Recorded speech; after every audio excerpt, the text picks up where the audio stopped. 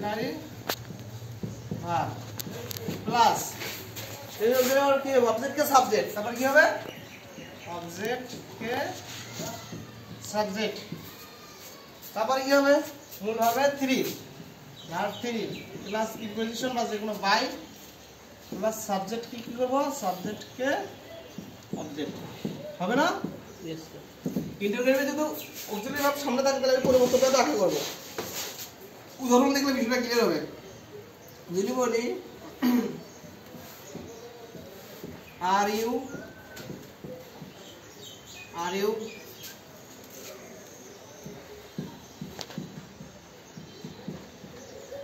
writing a letter তুমি কি একটা চিঠি লিখতেছো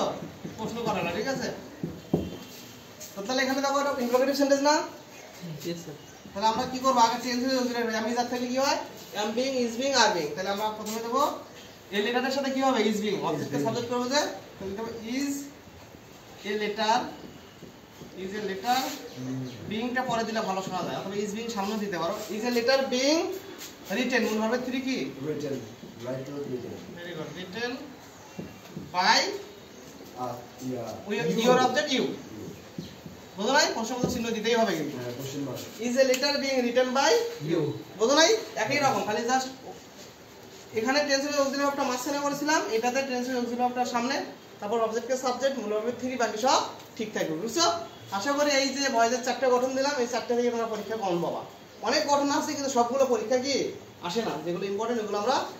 করালাম ঠিক আছে তাহলে ভয়েসের ক্লাস আজকে এই পর্যন্ত ভালো থাকবা সবাই ওকে মিশিয়ে দিলাম bye bye guys তোমরা লিখে নাও একটা লিখে নাও